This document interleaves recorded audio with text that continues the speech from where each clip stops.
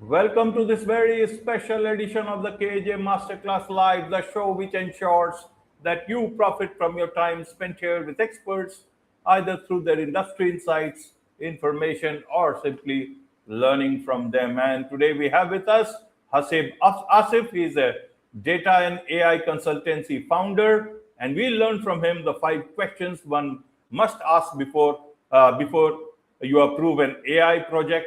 A simple test most leadership teams skip. And so we learn from him how to spot the difference between an AI project that delivers ROI and one that burns cash, what AI really actually means for your organization, and why custom AI can become a liability. Welcome to the show, Haseeb. Thanks for having me, and it's an honor for me to be on this show as well. And looking forward to our amazing conversations. You are welcome. Welcome to the show. Welcome to India in this online form, Hasib. And I'm sure not just in India, but a lot of companies, a lot of leaders across the globe will benefit from what we are going to talk right now. We'll talk about, in this backdrop, we'll have our conversation, the pre AI test every leader needs before they go for any sort of change. So, whatever in that backdrop, we'll talk about this and much more. But before that, let's talk a bit about your journey, your background, so that the audience knows who they are listening to. Yeah, definitely. As you mentioned, I'm Haseeb. I've been running data and AI consultancy. Earlier, I've been doing a lot of data projects for the last 15-ish years. But since with the evolution of AI, more recently with the Gen AI, we have been doing a lot of AI implementations as well. And we offer services companies all over the globe, mainly in the space of manufacturing and energy sector, but we have been doing in other the similar kind of projects in the other sectors as well. What we do is like we go in, we build the data foundation for different companies. That is the base for AI implementation, and then we do the AI implementation on top of that for various companies, and it could be different type of use cases depending on the sector and the needs of the companies as well. Absolutely, absolutely, Hasib. So I want to understand you are an expert, and the companies who are thinking of AI, they are also they have got CTOs, they have got experts who understand this. So why do you want to let them have this pre-test? Don't they know whether they need AI in their organization or not? Help us understand from even a smaller organization's perspective. Yeah, that's a very good question, actually. So when you go out and talk to a lot of leaders, and everybody is kind of having this fear of FOMO, fear of missing out, because AI is moving very fast. It's kind of a gold rush, and everybody wants to adopt it. And in a lot of use cases and scenarios, it does make sense to have the AI. But then in a lot of other use cases and scenarios for other organizations, maybe they are not at the right level where they could leverage the AI as much. But because of this gold rush, everybody wants to be jump on the bandwagon as quickly as possible as well. So in some cases people feel the need, in other cases it's more of a FOMO for them that okay, if we don't adopt, we're going to die, because overall industry is changing very fast, be it any industry actually. So a lot of leaders, they are not thinking through that what decisions create the most value in their business with the AI as well. They are just acting based on the FOMO. Okay, we have a competition, we have 5 other competitors, all of them have started using AI. If we don't, we would be left behind. And in that sense, they don't see, okay, what are the processes that are genuinely broken within their process, that's where they need to leverage the AI, but they are pushing and then asking their teams, okay, just use it everywhere and see where we get the value, instead of taking the other approach where we say, okay, what are the processes where we are wasting resources and that we could leverage the AI and get the value. On the other hand, we're trying everywhere, like a brute force approach, and see where it gives us the more value actually. Absolutely, absolutely, Hasib. Let me understand it this way for my audience. Who tells the organization, whatever level of organization that is, that they need AI within their systems? Is it the CEO who will tell them? Is it the CTO who, if they have a CTO, will tell them? Is it the marketing team or any other department which will come and tell them? Or is it an outside consultant which will come and tell them that, listen, the world is moving fast and you will be left behind, and so you will need to get AI? Who is the best person to tell the organization whether they need AI or not? Or is it about some need that crops up and they actually understand before they even come to asking those 5 questions? Yeah, so I think it's really depends on the organizational size as well. But in general, I would say it's mostly coming from the leadership perspective as well. So that if a company that is a product based or a service based, that's also changes this a lot. But let's say if there is a product based company and they have been offering their product to customers for a very long time, and now it's this trend of being agentic, so leadership usually says, okay, we need to have a little bit more of agentic capabilities within our platform as well. But then what exactly could be the agentic capabilities? That's where maybe the teams who are doing a lot of customer interaction trying to understand that, okay, what the customers need and how those agentic capabilities can help or elevate the customer experience as well. Because, for example, a lot of these applications could be said that at the end of the day are like a chatbots as well. It's how you are interacting with your application. Previously, for example, if you have a product and you are going and doing certain operations, for example, if let's say I say that I'm running a payroll, okay, I have to go ahead, input all the data for the employees, all the vacations, and then I have to click maybe 15, 20 times to complete a specific operations.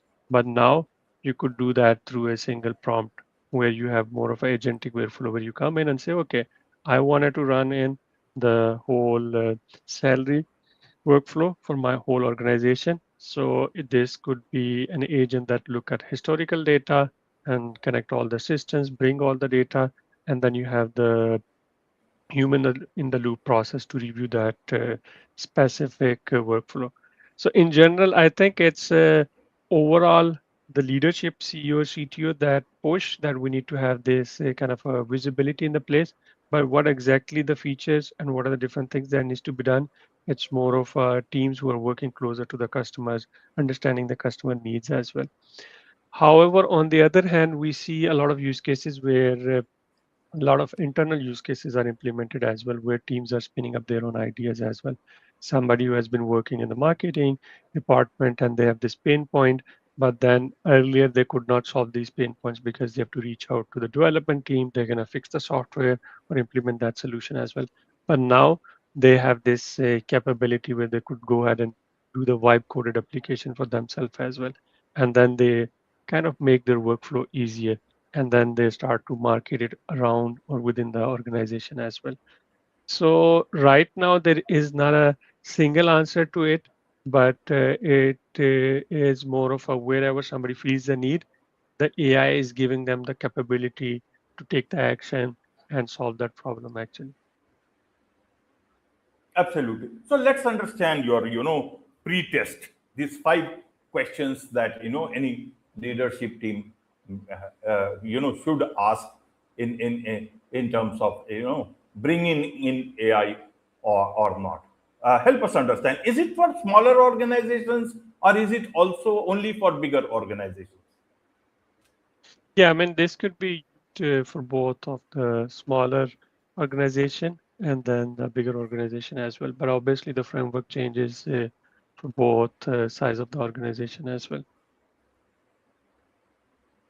Absolutely. So if you can share with us, the 5 questions, the pre-test AI test every leader needs. Yeah, so we kind of, based on our experience working with the various use cases, it's more of a framework. We said that, okay, these are the 5 questions that help us, or maybe that helps the leadership to understand that, okay, whether it is beneficial for them to bring in AI or not as well. So first and foremost is that they need to see that, okay, what business problem are we actually trying to solve as well? Because a lot of people, they start with the technology first. They say, oh, okay, we need the AI, we need this tool, we need the agentic workflow as well. But even before thinking about what could be the solution, we need to be focusing a lot more on the problem as well. That is it a problem that are we trying to reduce the cost? Is it a problem that we are trying to improve the customer experience? Is it that something that is going to increase the productivity for our team?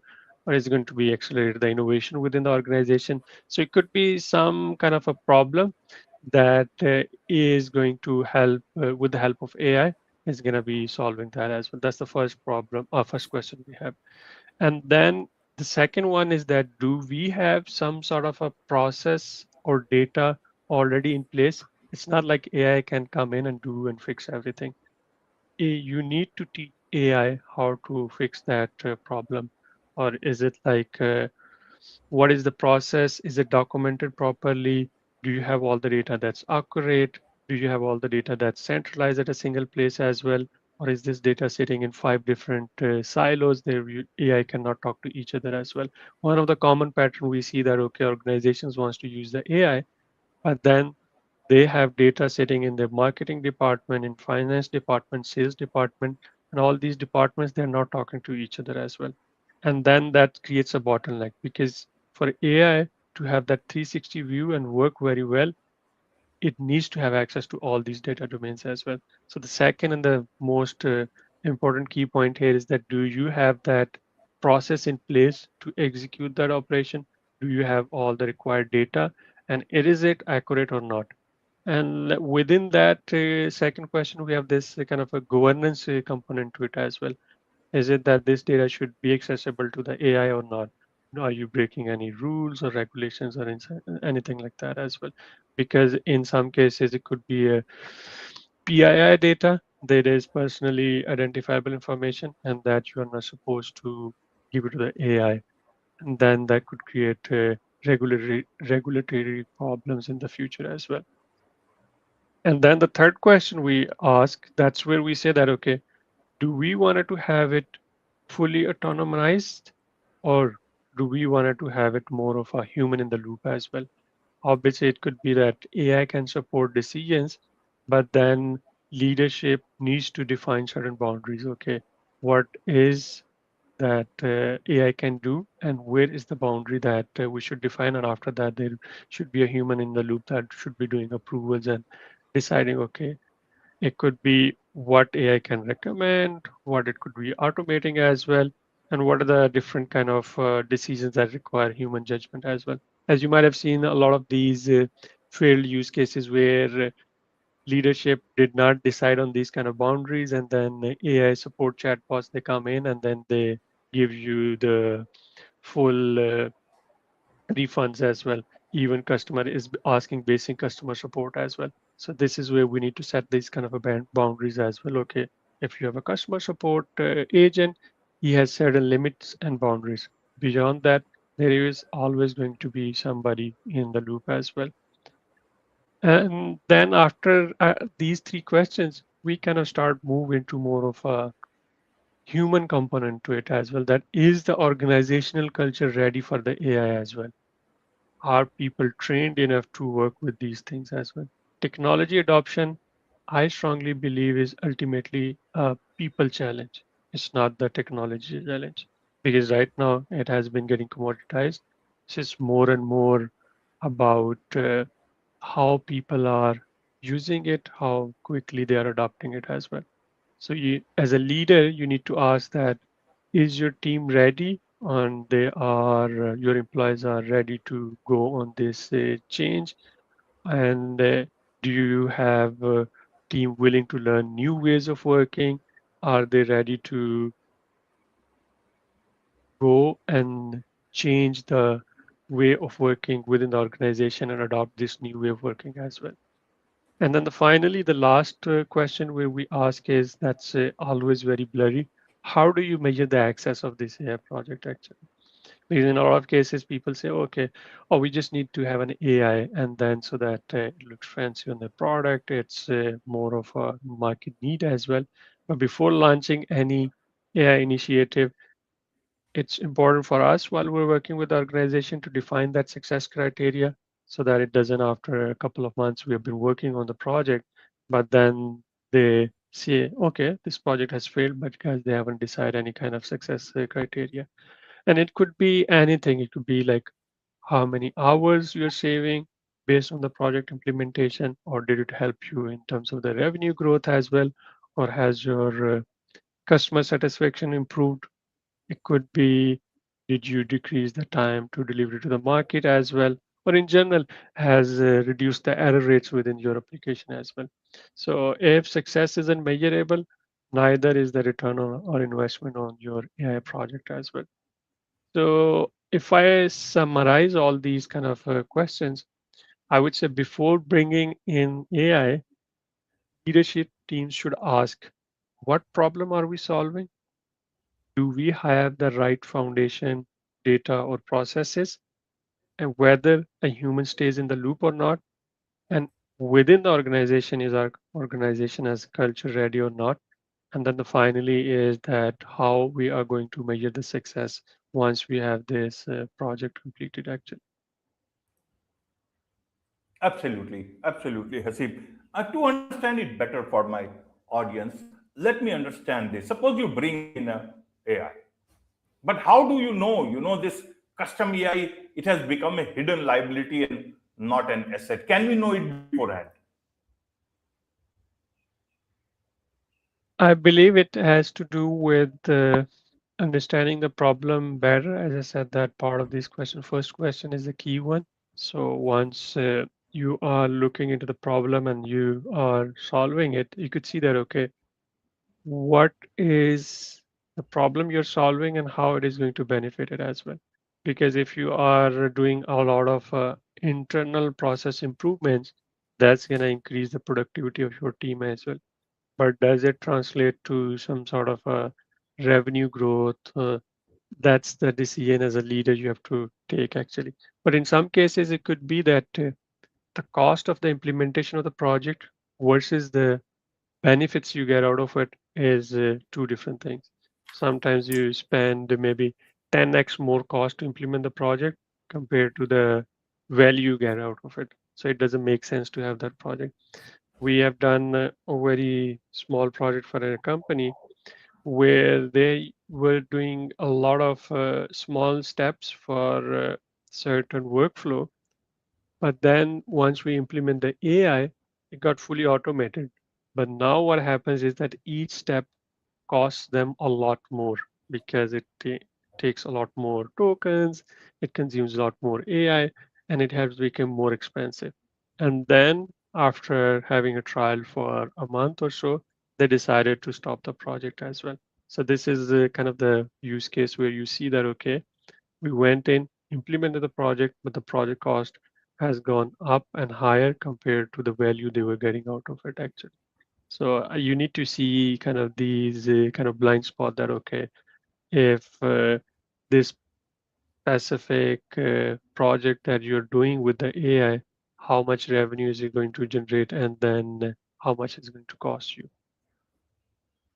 Absolutely, absolutely. Hasib, one last question I have for you is to understand this. Nowadays, one of the most political things that is AI itself has become one of those.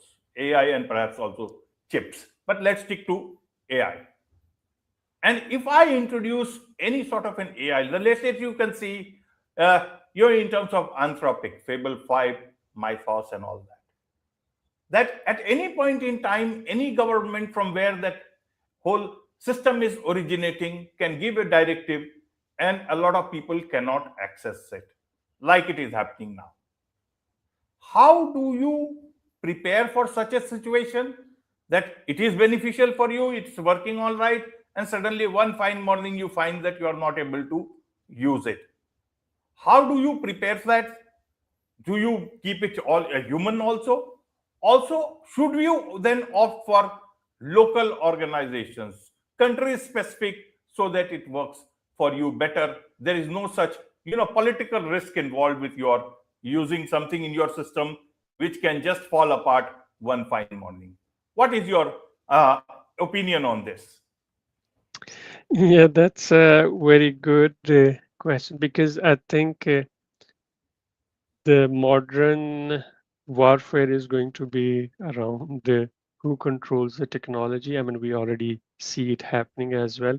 So this is where I think it's a good example for a lot of countries to see that, okay, not to be reliant on a certain models or other countries' technology because they could cut it down at any point in time as well. So it's kind of a reminder for them that, okay, they need to have their own investments or their own in-house implementation, or as a country, they need to allocate budgets to do the development of these models for themselves as well. While we are working for different organization, we tend to always flag these things beforehand as well. And then the other thing is that some of the open source models are getting better and better with every passing day as well. But obviously, they are not as good as some of these models by Anthropic or OpenAI as well. So for organizations, we always recommend that they could go either way. But obviously, if an organization is bigger, they could host model in-house as well. But for the smaller organizations, still it's the problem that, okay, they have to leverage these models as well. So I would say that it's an eye-opening moment for a lot of countries to go ahead and start thinking that, okay, they need to be prepared for the modern warfare, and they need to invest into these models by themselves actually. Absolutely, absolutely, Hasib. There is so much to learn about all this from you, and I'm sure a lot of organizations, a lot of leaders would want to learn more from you, more about your company, perhaps be your client. What's the best way for them to do so? Yeah, so you could reach out to me via LinkedIn or our website 10plus.sc, and that's where we are publishing regularly about all of our learnings as well. And there is a lot of case studies which you could review as well. So yeah, Wonderful. With this, it's a wrap on this very special edition of the KAJ Masterclass Live. Thank you so much indeed for joining us. thanks for having me.